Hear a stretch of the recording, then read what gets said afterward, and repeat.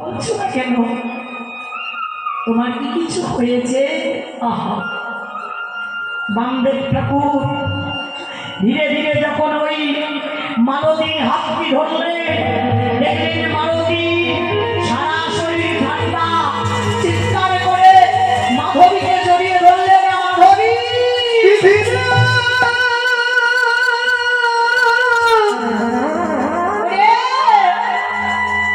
আরে কোনদিন তোর মা তোর সাথে কথা বলে কেন? বাবা, আমি তো মায়ের কিছু করি। এই তো কিছুক্ষণ আগে আমায় মা মা মা বলে কত ডাকলো, আমায় কত আদর করলো, মাধবী মাধবী বলে। তুমি কেন বলছো কথা করে? সারা জীবনের মতো আমাদের সকলকে কাঁদিয়ে তোর মা চলে গেছে সেই নিজ দেশে। এটাই তো তার আপন দেশ। আর যে কোনদিন এখানে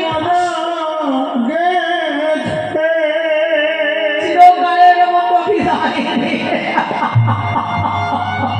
ও মাধবী রে, তোর ময়নি গিয়া গে মারা গে। আরে কোনদিন 5 বছরের মেয়ে কি জানে গো? মায়ের গলাটা জড়িয়ে ধরে বুকের ওপরে পড়ে পড়ে কাছে একবার ডাকো। তাই গৌর হরিব। মা, তুমি একবার আমায় মাধবী বলে ডাকো না। আমি যে তোমার মাধবী মা। তুমি একবার আমায় জড়িয়ে ধরে আদর করো না। আমার চেয়ে আর কি করো? কোনদিন ফুরায়ে যাবে। তাই গৌর হরিব হরিব। এইভাবে খেলা শেষ।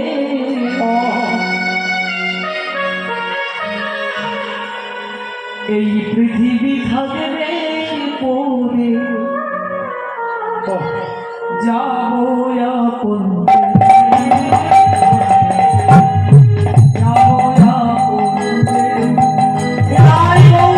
আরে কোনদিন ফুরায়ে যাবে।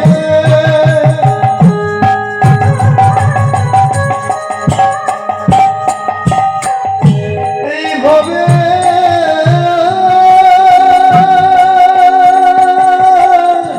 খেলা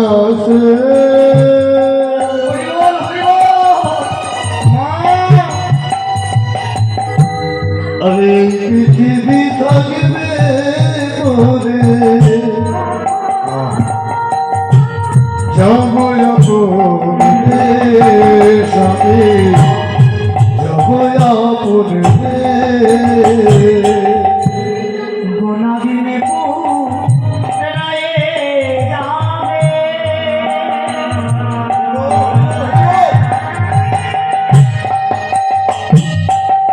এইভাবে খেলা শেষ। এই পৃথিবী থাকবে পরে যাবো আপন দেশ। আমি যাবো আপন দেশ। জয় গো হরি বল। আরে কোনদিন ফুরায়ে যাবে।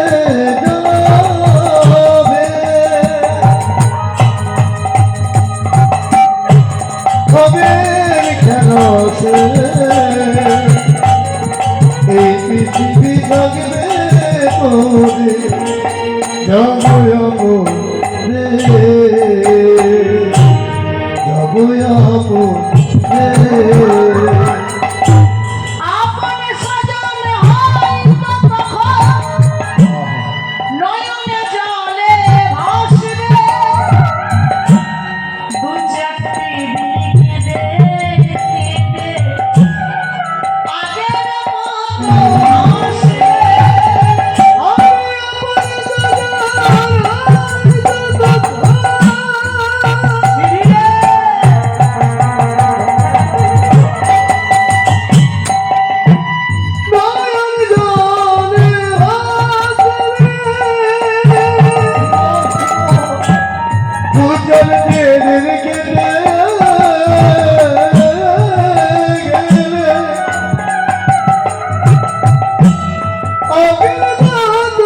আসবে তারা আগের মতোই আসবে গোনা দিন পুরায়ে যাবে হবে খেলা শেষ এই পৃথিবী থাকবে পরে যাবো আপন দেশ আমি, যাবো আপন দেশ।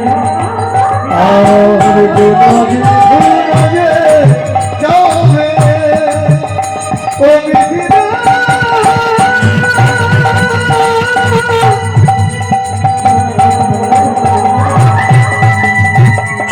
ও বিধিরা